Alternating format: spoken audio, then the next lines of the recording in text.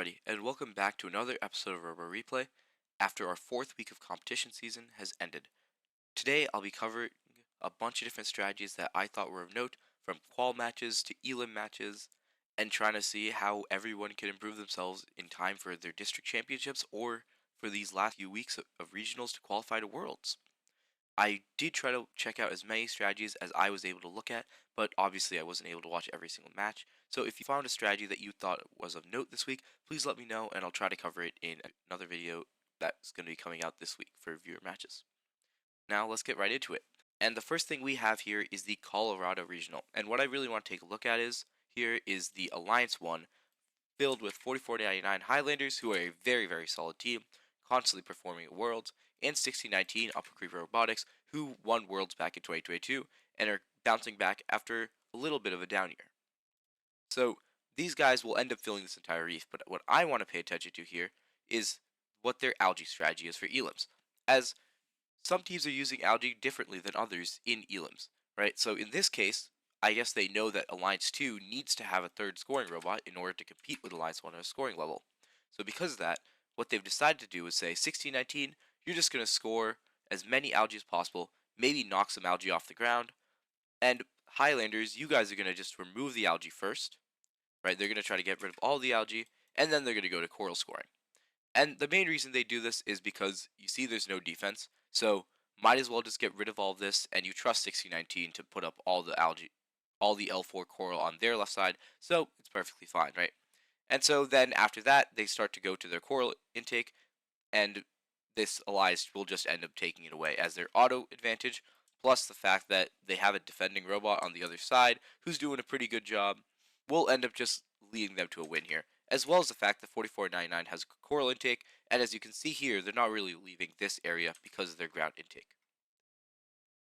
And you can see here that they take the last piece of algae off before they do the L4s on this side, just showing you that they're just trying to maximize the algae first, and then they'll be doing all of their coral with a fully cleared reef. Now, contrasting this, we can jump over to the WPI district event, where we saw teams 125 and 88 use algae as an anti-defense mechanism in Elims. So let's check that out. So here at the WPI district event in New England, we saw Alliance 2 and Alliance 3 go up against each other in the rematch of their match in the upper bracket. And in the upper bracket, both these alliances actually ended up tying in terms of score, and Alliance 2 ended up taking it with a tiebreaker through auto points. So this 2079 defense was really effective in upper bracket, and we'll be going over that match as well just to show what they were doing and how it was working. But what I want to note here is what 125 and TJ do in taking down this defense strategy by completely confusing the other defending robot. And so what they do is they do something very similar to what High Tide and Remers did in their win against 589 in the Ventura County Regional. And so we'll see here, right? 2079, what they normally were doing in the other match is they're trying to mark a man, either TJ or 125, and just trying to play on them and try to deny them and make them take extra long pathing for coral. And so what ends up happening is, because 125 sees that they're very obviously positioned to stop them, 125 says, okay, you can't defend us if we're doing algae, so we'll just do algae. And while you're waiting for us as we're doing algae, 88's going to be cycling for free. And so what they do is, 2079 realizes this, right? And so now they're a little bit confused, saying, okay, if 125 goes for the algae, then maybe we should defend TJ. And then, so now they say, okay, well, maybe we should go TJ. And then now they're on TJ. But then 125 sees this and is like, okay, and now we can go cycle coral because you've now moved to the left side to defend 88. And now we're up for free. And then 2079 is like, wait, 88's scoring, and we were waiting for 88. So instead of waiting for 88 to finish their score, let's go defend 125. But by the time they do that, 125's already gone and is collected the coral and is out of there because they're just so quick with their robot. And so now they've got 2079, who's essentially just sat there and not be able to do anything because using the algae, they've been able to completely mentally mess up 2079's driver because they've just been doing so many different switches of making them confused about what they should be doing. And then now, at this point, the 2079 says, okay, well, we'll commit to 125. And they do pretty decent, right? Like, they're able to bump them. They try to play some full field defense, but then 125 just ends up skirting around them because I mean, 125's robot, if you watched it in person, it was ridiculously fast, right? These guys are so hard to defend. And it's very impressive that 2079 was even able to limit them in the first match. So then they're now very obviously marking 125, right? And then 125, something that they did do last match that we'll talk about is do this idea of Beyblading, where when 2079 is just sitting here, right, not rotating, it looks like a reaction to what 125 was doing before, which was like when they saw a defending robot, they would just start spinning wildly, which we'll look at later as an interesting way to avoid defense. But, and then you see here that 2079 goes to defend 88, and 88's immediate reaction is, okay, instead of going for a back L3 or a front L3 and trying to go through 2079, let's just take another Algae off and then make 2079 again waste their time. And then 2079's immediate reaction is, okay, we're going to go defend 125, and then 125 uses this to go to the coral station that's now free because 2079 moved over. And it's just so good, right? Like, this idea of using Algae on the reef to mentally mess up a defensive opponent is just incredible. And even if you're not able to score it, as in this case, right, TJ, this Algae that was taken off, TJ didn't actually go to the barge and score it. They just took it off. But because they're now at the reef taking an Algae off, the defender now thinks, okay, we have to go defend the other robot, right?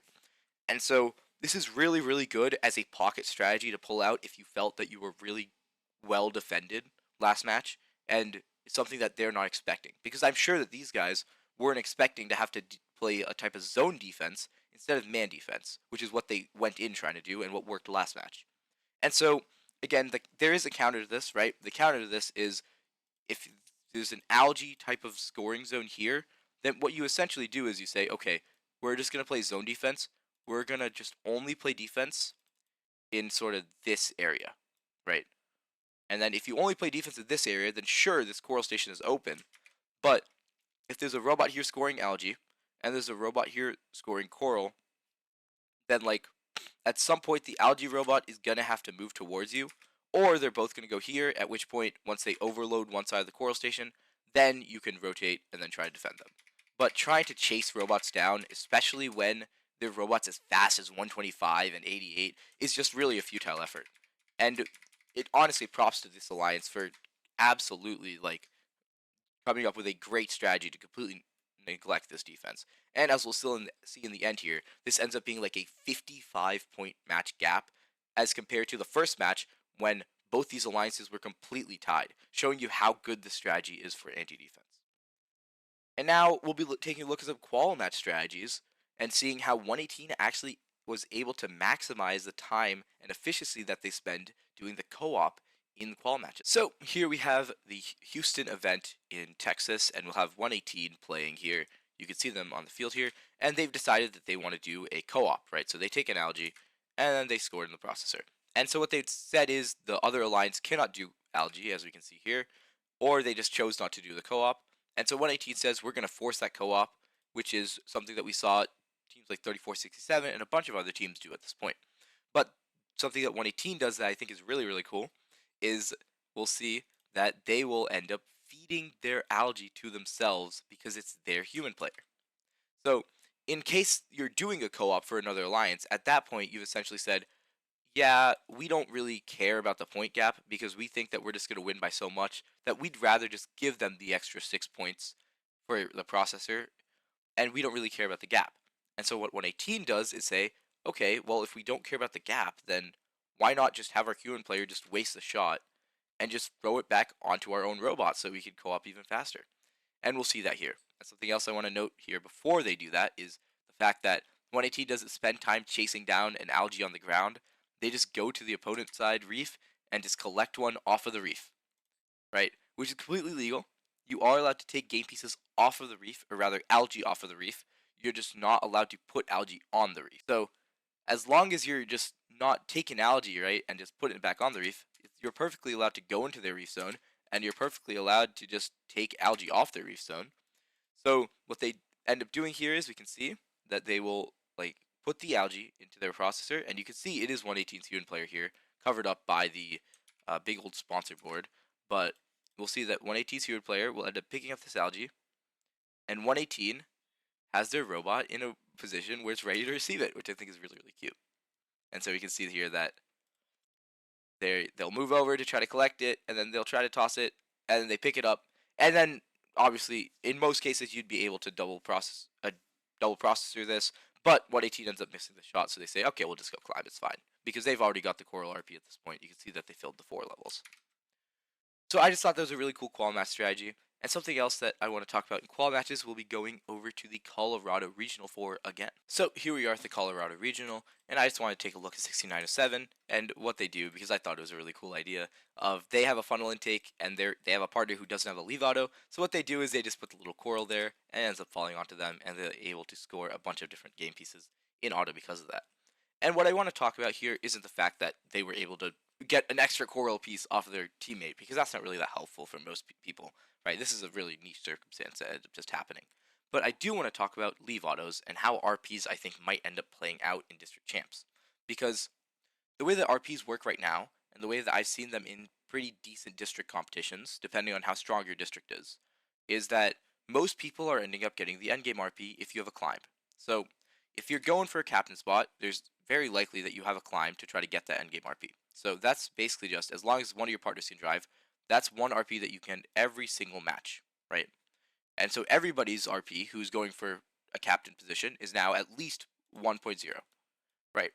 And so then from there, we also have the teleop RP, which more and more, if you're going for a captain position in these really, really high scoring districts, for example, like Canada, Israel, New England, Michigan, like all these really big districts, or even your really high powered regionals, most teams are going to end up being able to at least score like 15 coral in a match, or maybe get like 13, and then their partners are going to be able to processor and get that co-op, and then you'll be able to get that coral RP.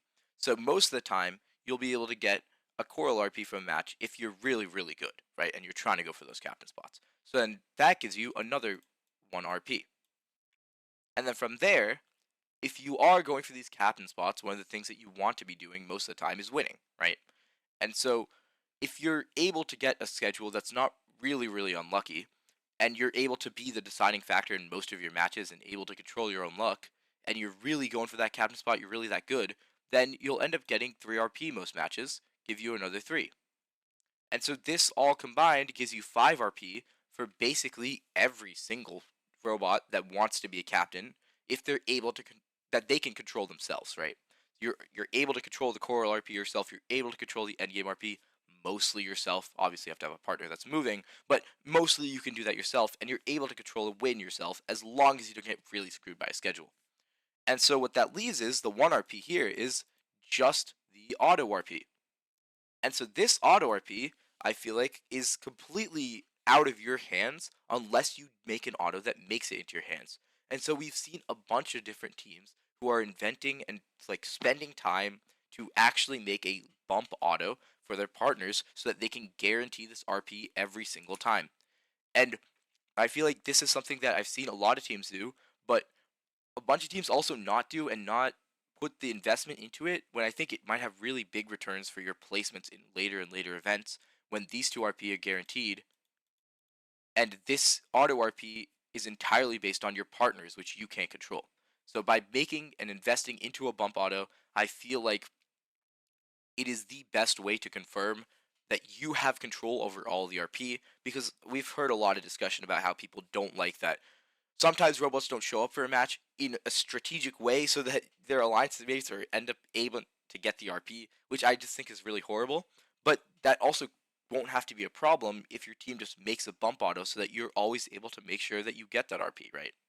So this is just something I wanted to bring up, and the fact that I think that with the coral RP requirement threshold not increasing, that we're going to see a lot of 6 RP, maybe like 5.8 RP rankings, and co-op points might end up being the deciding factor in qual match rankings in like really, really high events. For example, like your district championships or ridiculously stacked regionals.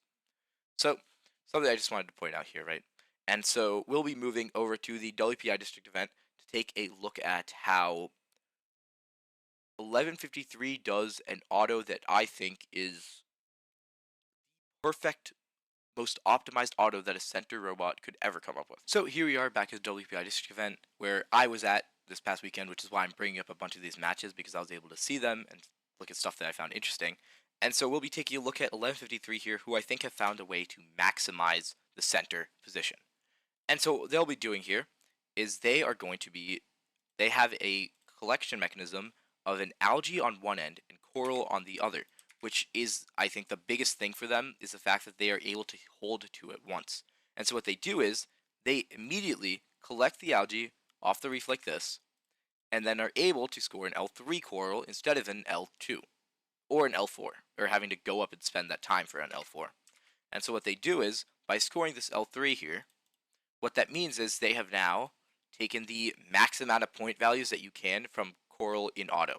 And so while that sounds kind of weird, is saying that, okay, wait, but it's only 6 points instead of 7, what I mean by that is that if you're comparing two reefs, right, that are completely filled, so let's say that all the branches are full on this side, all the branches are full on this side, and both alliances have the same amount of algae, let's say they're completely even in terms of teleop scoring, and one robot has a L4 coral that they place in auto and the other one had none. This reef is now worth plus 2 points compared to this reef.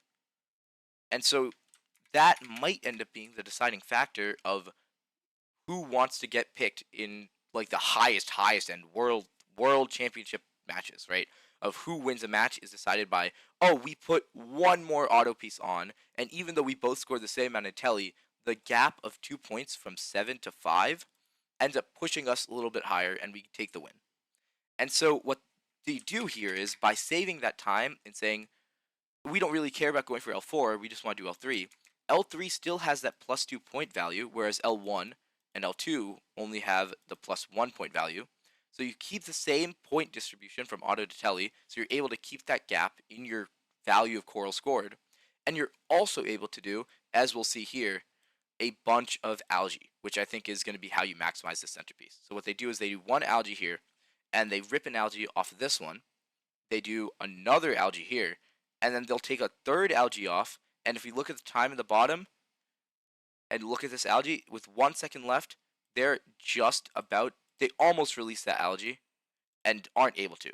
So with a little bit of tuning, maybe they end up getting a 3 algae auto, where you've essentially said, yeah, we're just going to do the maximum amount of stuff we can. So this is, I think, the perfect auto, and it only happens, and this amount of algae only happens, because they're able to do so many algae with a shooter on the end of their robot that's able to completely do this. And we can see at the end here at the start of teleop, they're gonna immediately just go up and then shoot that algae too. So like, they've essentially now, if they're able to fine tune that, they've gotten one coral piece, which everybody else from auto has been doing anyways. It's just that their coral piece is worth 6 instead of 7 coming out of auto. And they're able to get 2 algae, potentially 3 if they tune that a little bit more, giving them plus 12 from the center. And what you've done there now is essentially you've made it so that when your partners, right, so let's say if you're on like a really, really high scoring alliance with 2 of your partners being some really big coral robots, you've essentially said that now we have the L3 free to clear, and if we just have park our ground intake here, we can do all 6 of these branches as an alliance without ever having to move or for the barge at all, and completely maximize our coral scoring. So I just really loved looking at this auto. I think it was great. And we'll be checking out a match from this alliance versus Alliance 2 and seeing how they actually knock them down by 50 points with their defense. And this was the match that I was talking about, where 2079 did some really, really good defense. So before we get into this match, I just want to take a look at how incredibly effective this defense was, as we're going to be taking a look at 125's alliance here. And so if we take a look at their scores throughout the entirety of this event, they end up with getting 192 in their first match, and then when 2079 plays some effective defense on them, they drop down to 149, and then they jump back up to 206, go back to 216 when they replay them with that really good offensive strategy we saw, and then go to 199 and 187. So they were scoring about, let's say, give or take, 190 plus per match, and in this match, they were only limited to 149 or like 150, giving you a like incredible 50 point, 40 point gap that came just from defense. So let's see how 2079 was able to actually exploit that defense and really able to push 125 to their limit, other than just Alliance 1, who ended up completely sweeping this event because of how good they are, even though this match we can see was really, really close.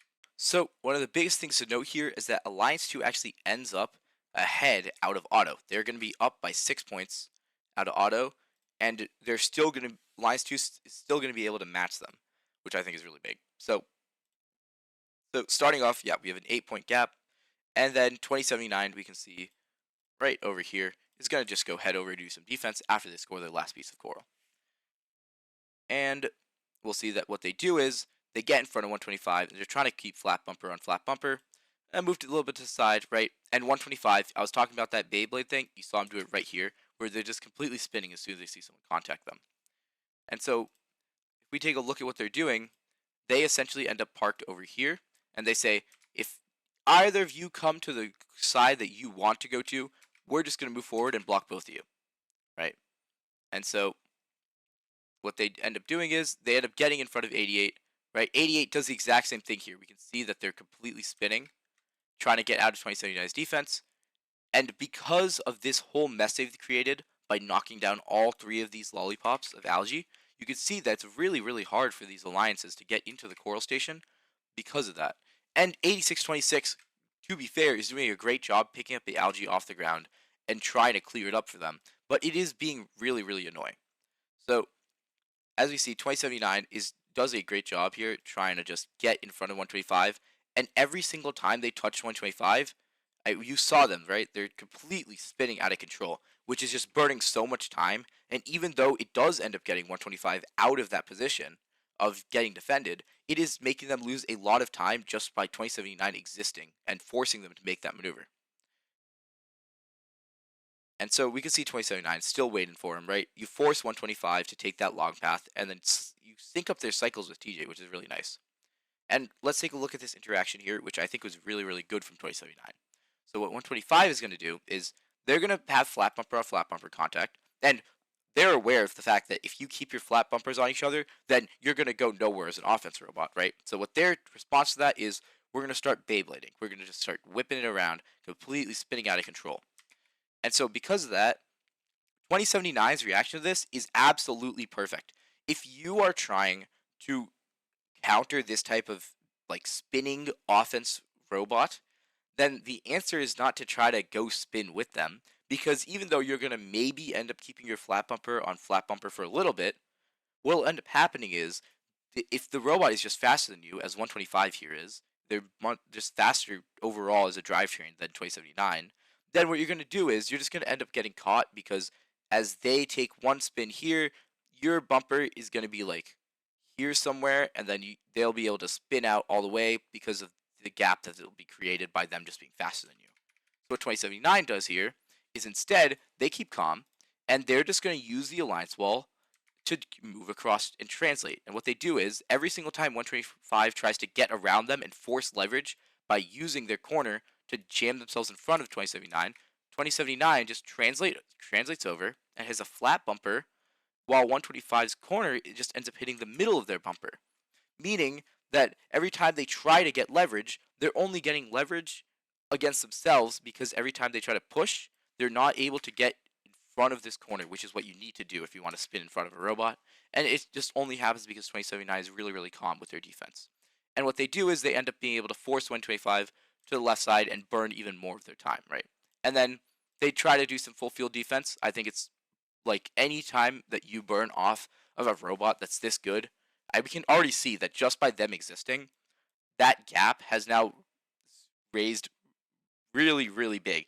It used to be in favor of the Red Alliance by like 8 points at the start of Telly, and now the Alliance 3 is up by 23, just because of the fact that you're burning so much time off of 125 cycles. And so we can see flat bumper, 125 does the spin, and here, because they have the algae, they're able to get in front of them and use that game piece to their advantage, which I think was really, really cool. And probably unintended, but still cool nonetheless. And so 2079 is a little bit slow here, right? They try to see where their 125 is going, but 125 is just like, nope, we're too fast for you. If you're not catching us as we're getting to the coral station, you're not catching us at all. And so they decide to say, okay, we're just going to... And so they decide to say, okay, we're just going to wait for you guys to show up at one of the coral stations, and we'll play a little bit of zone defense, maybe lean over a little bit, but we'll just be waiting for you guys here. And what they're doing every time is they're just knocking 125, because what 125 has is a funnel. And so if you're able to knock them a little bit, then you'll stall the amount of time that they're able to collect before they're able to, like, the human player's able to, like, actually see where to throw the coral, because their funnel's not that gigantic as TJ's is. As we can see, TJ's funnel, you can see it outlined with the red tape here, is literally the width of their robot. So no matter where they are, they're able to collect that coral. So what 2079 says, okay, we're going to bump you a bit, but only because we know that you're not going to be able to collect nearly as well if we do bump you, even though it might not be the best type of defense. And so then what I like from 2079 here, every time they get in front of 125, and they're attempting to force them to make that spin move again, right? So we can see that 125, again, does the exact same thing, right? Try to spin your way out of it. In 2079 here, I think the one mistake they made is, right, instead of translating like they did over here, they try to rotate a bit, and what that ends up doing is makes it so that 125 is able to just get completely out of it, because 2079 isn't translating downwards, they try to rotate around. Right, and so then 125 gets let free, and 2079 is like, okay, we'll wait on the other side, and then they see two red robots, which is, I think, one of the biggest virtues of playing this type of move back and forth on the coral station defense, ping pong defense, if you will, is the fact that TJ now saw, oh, 2079 is here, let's go to this one, and this one is where 125 wants to collect from, and now you've synced up both red robot cycles, and now you're able to just sit here and defend both of them at once and slow them both down instead of just one. And so, even though they decide, okay, whatever about TJ, they do end up pushing 125 out a bit, say, hey, get out of the one that you want to go to. You're not allowed to collect that algae. Go to the middle. And so then it's just more and more time getting burned. And as we can see here, right, this gap is still pretty sizable. And these two robots are like, in terms of Statbotics, they are like blue robots. So like the top 99% of robots in the world. And the fact that Alliance 3 is even competing with these guys in terms of scoring value just shows you how incredible the defense here is. And even though it doesn't look like they're doing anything too crazy, like there's no moments of like, oh my god, they played some crazy open field defense against them for like a 10-second period.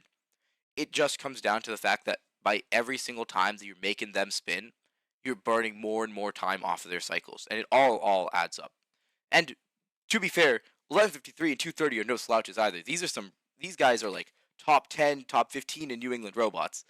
But then you have 125 who are like top 50, top 25, top 50 in the world, right? So it's like, even I would like to not disrespect 1153 or 230. Both of them are incredible robots by their own rights. But these two robots and these two these two alliances of 125 and 88, as well as the alliance that ended up winning this event, 190 and 1768, were predicted by Statbotics to win these matches by a gigantic margin, which clearly didn't happen, as we can see here, right? Again, we see another episode where 2079 is doing a great job of just making 125 spin their way out of this and then not get any penalty points, which I think is a really big thing, right? They are playing a little bit up here, and so they're saying, we're not risking penalty points. We trust that 125's driver is good enough to bait us into some penalty points, so we're going to be playing way up here instead. And then at the end of this match, we'll end up seeing that what ends up happening is both these blue robots end up messing up their climbs, unluckily. And so what will end up happening is, at the end of this, 88 will also mess up their climb, but it will lead to a auto points tiebreak. And because of the fact that the Alliance 3 didn't hit all their autos, they just ended up losing this match, even though 2079's played some really, really good defense. And so now, for the final match that I wanted to check out, I did want to jump to the California region and see what Bread was doing this past weekend, as they are now a top 3 robot in the world in terms of Statbotics CPA. So, here in the San Francisco Regional, I just want to take a look at what Bread was doing, and I really like looking at their human player here, and we can see that they have really good intent in every shot they throw out of the coral zone, because 5940 is a ground intake robot. So, let's check it out. So what they do is, at the end of auto, the first thing they do is they whip a coral, and they start bouncing it. And we can see that Bread decides that they want to stay in the middle here. And so the other two coral here come from the human player just throwing them out at the end of teleop. But the human player sees that Bread wants to be in the middle, and they have this really cool technique of just like changing which slot they're throwing to, and it ends up getting the coral to bounce in which way they want to go. So if they want the coral to end up being against this alliance wall here, then they use this slot. If they want a coral to go way down here, they end up using this slot. And if they want a coral to go in the middle, they have this slot that they throw it to, which sounds pretty meaningless, but it's something that people often don't think of, right? Human players aren't.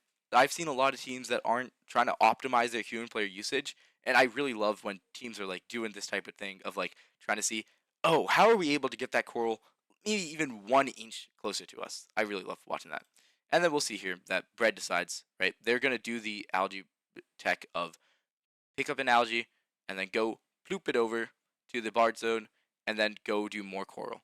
And so one thing I really like about Bread's robot is that because the fact it's the ground intake, these cycles that of algae versus coral, right? Of taking an algae going to the barge are a lot less punishing for your coral output because your coral's essentially next to you here. So by being a ground intake robot, you're able to make your barge cycles effectively the same length as your coral cycles or even a little bit longer, meaning that even though it does feel a little bit bad for you that you go into the barge and you have to spend a little bit of time going there, it's not nearly as bad as people who have funnel robots because when they're choosing to go to the barge, they are leaving off a big opportunity cost of, hey, maybe I could go take some coral and do it in L3 instead, which is worth the same amount of points, right?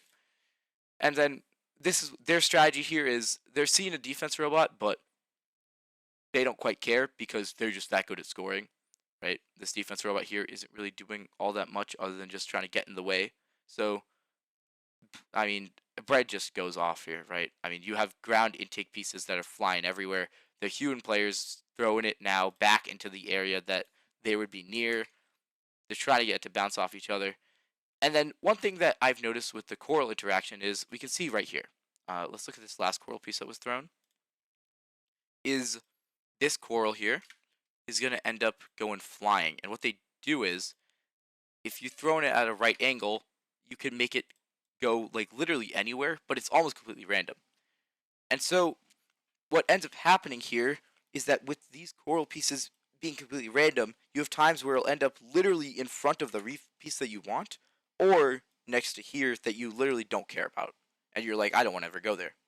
But when you're playing defense on these types of robots, all these pieces of coral are gonna end up mattering, right? Because with only 57 coral on each side, or 60 rather, with the lollipops, and 36 branches here, and then people are ending up being able to score 6 on every single hex of the reef, that's now another 36 points that can be scored in every single piece of L1. That now gives you 72 pieces that you can score of coral. And so, the fact being that if there's 72 pieces of coral that you can score, and the robots are actually hitting that amount, then stopping these, what is that? 1, 2, 3, 4, 5, 6, 7, 8, 9, 10 coral, right? Being able to defend like zones like this after people run out of coral that they're throwing that they actually hit in areas that they want to play with.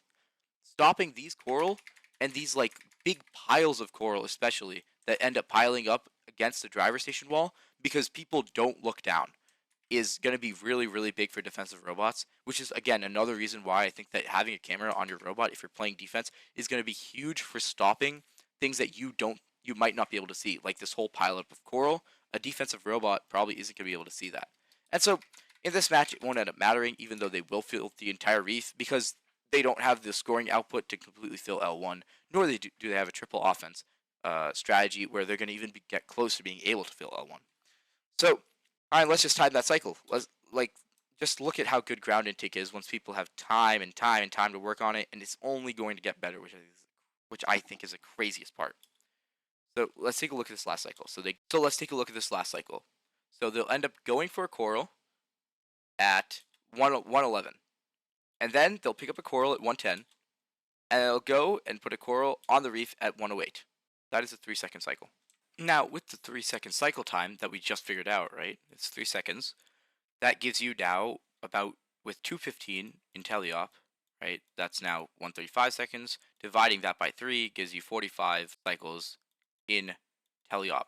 if you're able to actually get 3-second cycles every single time, and your human player's like doing absolutely perfect, that's like if you're able to have 2 robots like Bread, which we'll see at like Worlds, or maybe your #1 alliance in like your best division in District Champs, will end up having. That's now a 90 cycle alliance with 2 robots through ground intake. There's only 60 coral and there's only 9 algae. And so if you're able to do that, my question now becomes, what are you going to do after that? After you finish the 60 coral on your side and you finish the 9 algae on your side, what do? Do you just spend time at the last like 15 seconds? You just say, okay, we'll just go climb early? Or like what ends up happening? Which is why last week we looked at a coral getting knocked out, which was apparently illegal, and I didn't realize this. That's my bad for talking about that. I did mention it in the comments that wasn't allowed, but we might see people just start picking up coral and having robots that are just cleanup robots that go to the other side, maybe play a little bit of defense, but their entire purpose is take a coral, take an algae, throw an algae from their side into the barge that's on the ground, and then take a coral, like roll it over here. Maybe like take one coral, run over here, drop it on the ground, and then we'll pick that up and then go score it. And you just now have made it 61 coral that you can score to 59. And as we've shown that the Reef can, depending on how good your robot is at doing L1s and how much finesse you can give to it, if you're able to do 72 pieces with 6 L1s per thing, then having a 59 coral versus a 61 coral could be a big difference in who wins which matches at like the top level. So I do think that we saw 86-26, they were going over to the side here at WPI, and they were stealing some algae off the ground. I think that you might see a lot of teams end up taking that strategy and saying, maybe we'll have a hybrid defense and cleanup robot on their side, where your job isn't really to defend them as much, because maybe your defense is really, really good and you're able to just fully lock them down and they'll never end up filling that reef. But if they do end up getting rid of all that coral with the ground intake, then your job might just be to completely just clean up this side.